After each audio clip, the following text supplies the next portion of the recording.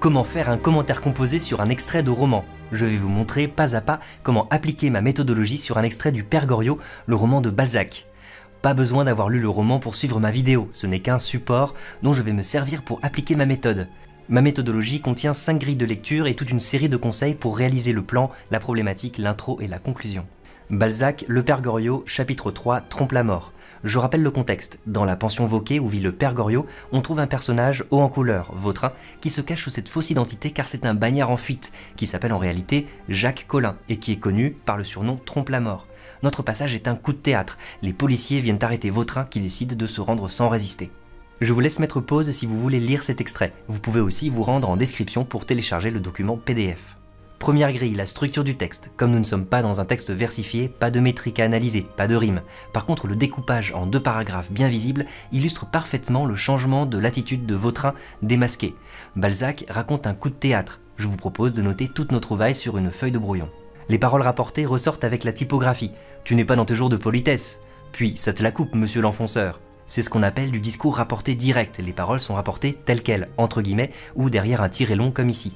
Ce n'est pas vraiment un dialogue ici, car nous n'avons pas la réponse du directeur de la police. Vautrin est l'acteur principal. Il théâtralise sa prise de parole et prend tout l'espace sur scène.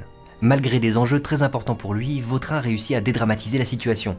Tu n'es pas dans tes jours de politesse. C'est une double moquerie. D'abord, il semble connaître le chef de la police très familièrement, au point de connaître ses sautes d'humeur. Ensuite, il fait semblant d'assimiler son arrestation à une impolitesse. C'est une litote, en dire moins pour en laisser entendre plus.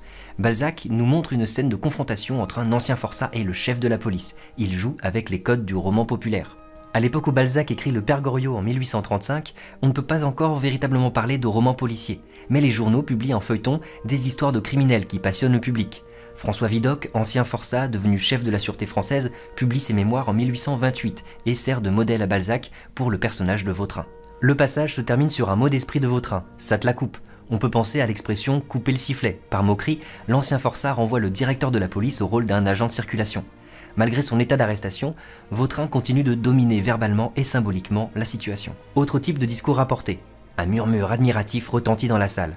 C'est ce qu'on appelle du discours narrativisé. Les paroles ne sont pas rapportées, seulement évoquées par un verbe de parole. Les spectateurs de la scène sont présents, mais en retrait par rapport au personnage principal. Balzac crée une véritable mise en scène où le lecteur est mis du côté des spectateurs. Il n'y a pas beaucoup de liens logiques dans notre extrait. Nous ne sommes pas dans un raisonnement. Les conjonctions de coordination marquent surtout les moments de surprise importants. Regardez. Et Vautrin donne tout à coup une preuve. Le spectacle est à la fois horrible et majestueux.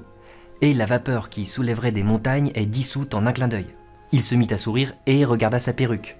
Et Vautrin tend les mains aux policiers pour se rendre. La lave et le feu sortirent et rentrèrent.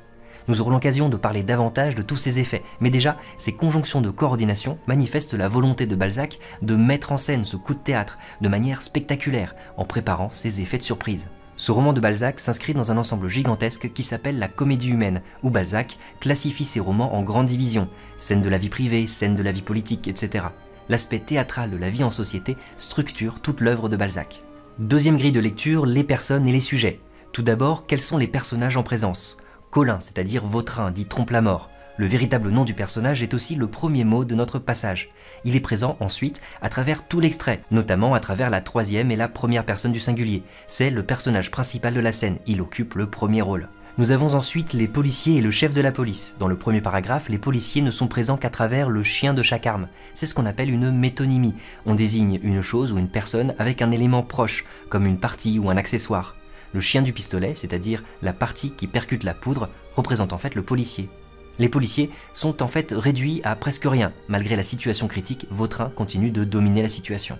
Dans le deuxième paragraphe, les policiers sont davantage présents, mais d'une manière toujours secondaire. Vautrin s'adresse directement au chef de la police. Il le tutoie comme s'il le connaissait bien. Il l'empêche de prendre la parole, ça te la coupe, et se moque de lui, monsieur l'enfonceur.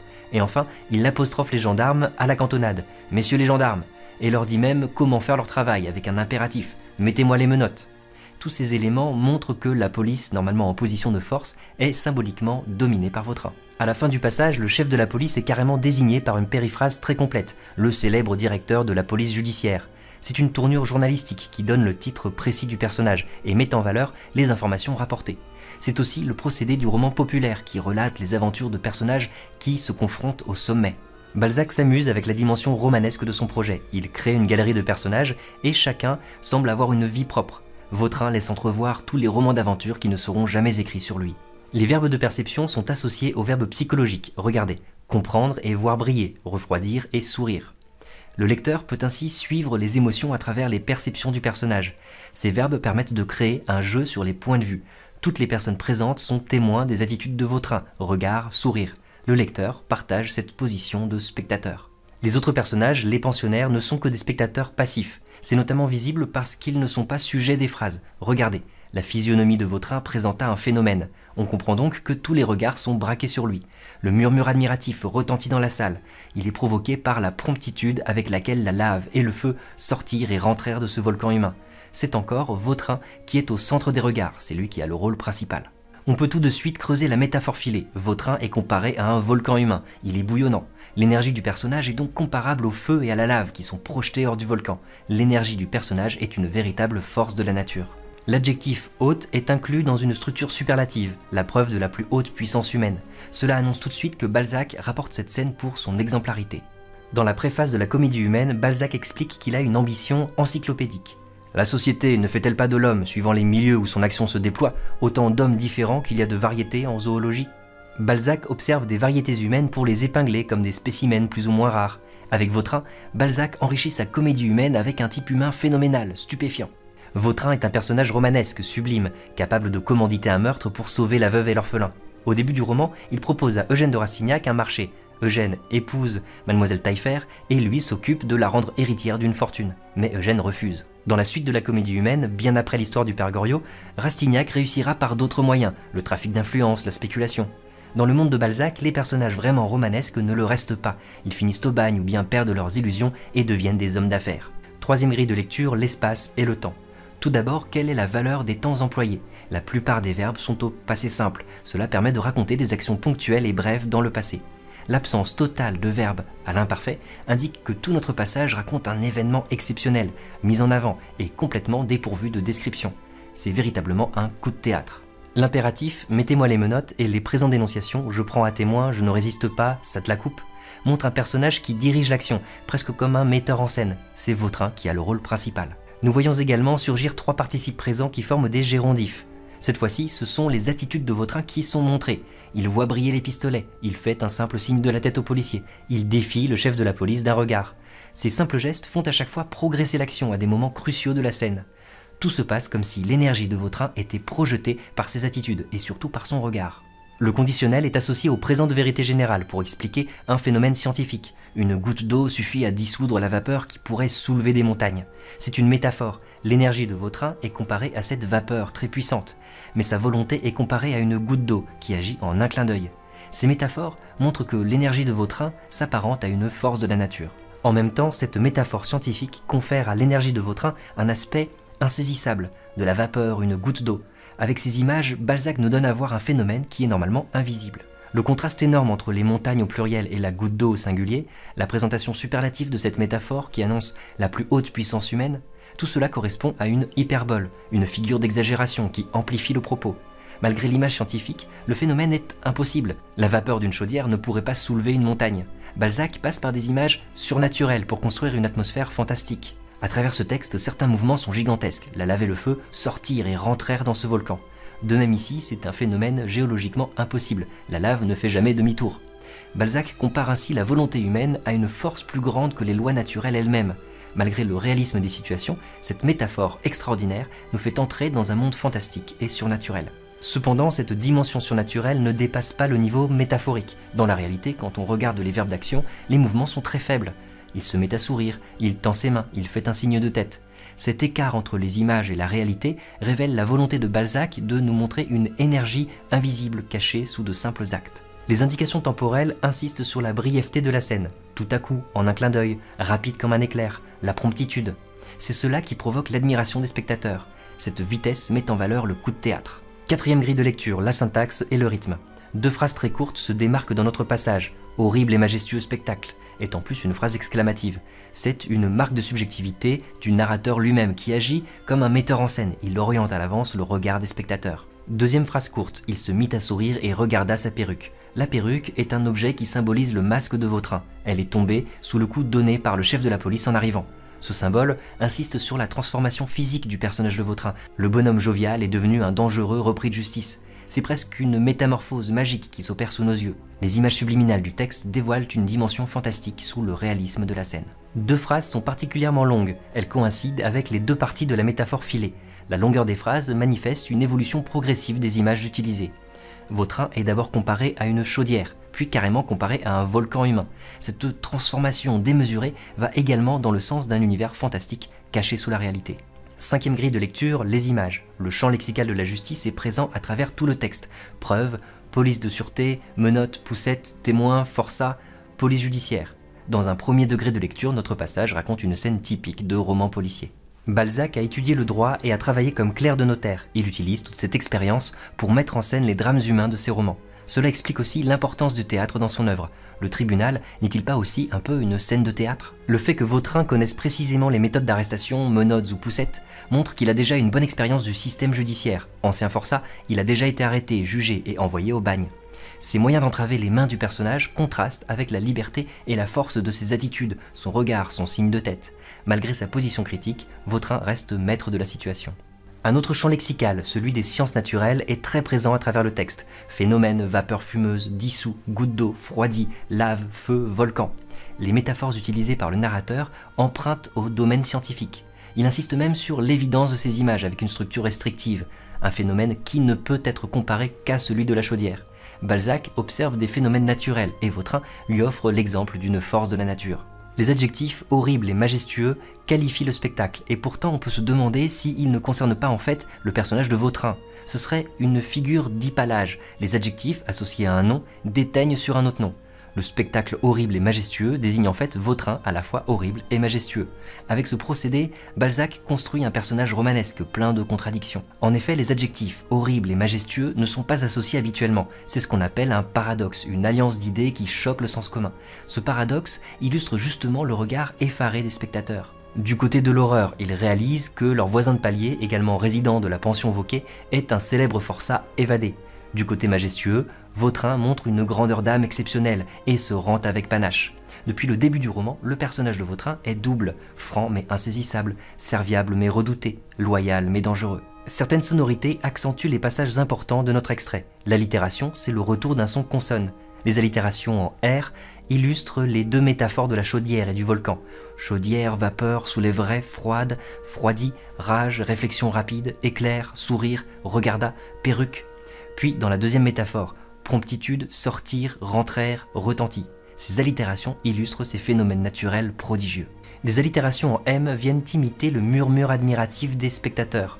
Le lecteur est pour ainsi dire lui-même plongé dans la scène comme s'il y assistait en tant que témoin. On trouve un seul verbe d'état dans notre passage, la goutte d'eau fut une réflexion rapide.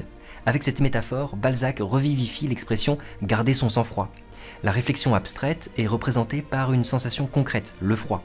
L'émotion de rage est représentée par une sensation de chaleur.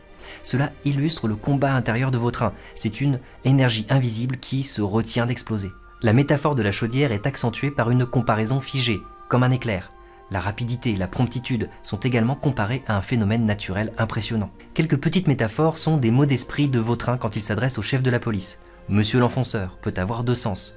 C'est le début de « enfonceur de porte ouverte ». Vautrin fait remarquer qu'il n'y a rien de très glorieux à arrêter un homme désarmé sous une perruque dans une pension bourgeoise. Ce mot « enfonceur » peut aussi réduire le policier à l'aspect répressif de son métier. Il est payé pour mettre des gens en prison. Cette métaphore illustre la confrontation entre le forçat, condamné, mais qui se considère comme une énergie positive, tandis que le policier ne sert qu'à enfoncer et perdre des vies humaines. Une dernière métaphore se cache dans le verbe « arracher ». L'admiration des spectateurs est arrachée par Vautrin comme un objet volé. Les spectateurs manifestent leur admiration malgré eux. Cela illustre bien la duplicité du personnage de Vautrin qui est hors la loi, jugé par tous comme un personnage infréquentable et qui est pourtant un personnage fascinant et respecté. Nous avons donc 9 grands thèmes qui ressortent de notre analyse et qui vont nous aider à construire nos axes de lecture. Un coup de théâtre, Vautrin dans le rôle principal, des références au roman populaire, Vautrin domine la situation, un lecteur spectateur, une force de la nature, un personnage romanesque, une énergie invisible, des métaphores surnaturelles et fantastiques. La première partie va couvrir les thèmes les plus évidents, les émotions, le registre principal, le genre et le type de discours. D'abord, je propose de parler des références au roman populaire, avec Vautrin qui domine la situation malgré son arrestation. Nous avons bien là un personnage romanesque par excellence. On peut intituler cette première partie « Une scène de roman populaire » et on peut mettre en bleu tous les éléments qui correspondent sur le brouillon. Deuxième partie, il s'agit de mettre en perspective ou de nuancer les éléments de la première partie. Notre scène est aussi un coup de théâtre avec Vautrin dans le rôle principal et nous autres lecteurs à la place des spectateurs. On peut parler d'une mise en scène spectaculaire et on peut mettre tous les éléments qui correspondent en jaune sur le brouillon. Troisième partie, quel est l'objectif de Balzac avec cette scène? Que cherche-t-il à nous montrer? Quelle conception de la réalité véhicule son écriture romanesque? Les métaphores de la chaudière et du volcan font de Vautrin une véritable force de la nature qui semble projeter une énergie formidable. Derrière son écriture réaliste, Balzac utilise des images fantastiques qui font surgir tout un imaginaire surnaturel. On peut intituler cette partie « Une énergie qui défie les forces de la nature » et on peut mettre tous les éléments qui correspondent en vert sur notre brouillon. Si vous manquez de temps et que vous n'avez pas grand chose en deuxième et troisième partie, vous pouvez les fondre et rester sur un plan en deux parties, mais le correcteur se montrera alors plus exigeant. Vous voyez qu'avec ce plan, on tient déjà notre problématique. Comment Balzac emprunte-t-il les codes du roman populaire afin de mettre en scène ce coup de théâtre où le personnage de Vautrin fait preuve d'une puissance humaine fantastique, proche du surnaturel?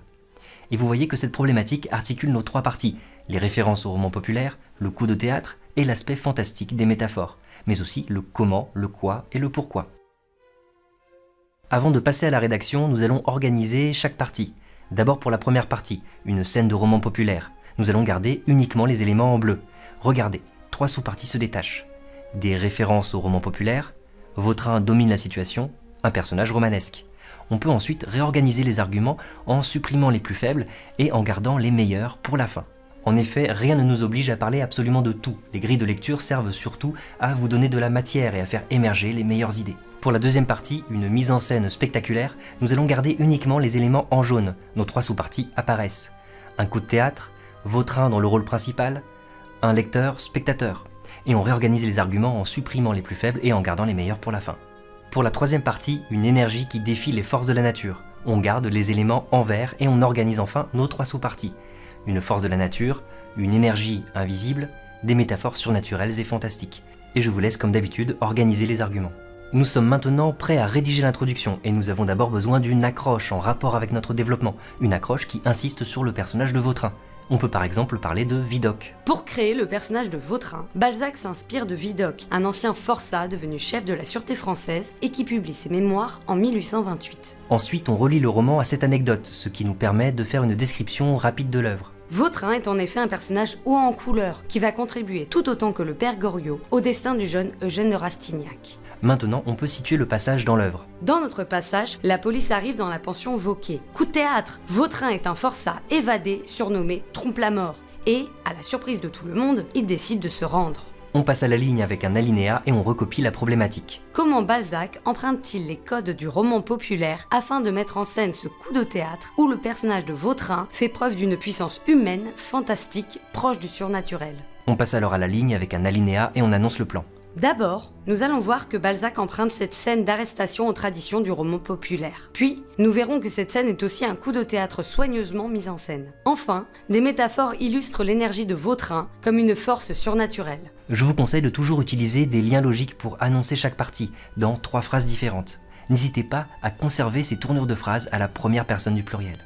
Maintenant, nous sommes prêts à rédiger la conclusion. D'abord, on résume tout notre raisonnement, ce qui revient à répéter le plan, de manière un peu enrichie. Nous avons vu que cette arrestation de Vautrin est typique d'une scène de roman populaire, où des personnages hauts en couleur se confrontent. Vautrin, malgré la situation critique, reste maître de la situation. Mais cette scène est aussi un coup de théâtre. Le masque tombe, et Vautrin occupe le premier rôle, sous le regard des pensionnaires et du lecteur, qui devient spectateur. Balzac utilise des métaphores filées extraordinaires pour illustrer la puissance humaine de Vautrin. Tout en conservant un style réaliste, Balzac laisse entrevoir dans la volonté humaine un phénomène fantastique. Enfin, on peut terminer avec une petite ouverture sur l'œuvre de Balzac. Cette idée traverse toute la comédie humaine et fonde par exemple le conte fantastique de La peau de chagrin, où les désirs exaucés réduisent progressivement l'énergie vitale et donc la longévité de celui qui la possède. Je vous propose de regarder maintenant en description pour accéder à toutes mes ressources méthodologiques sur le bac de français. Au revoir.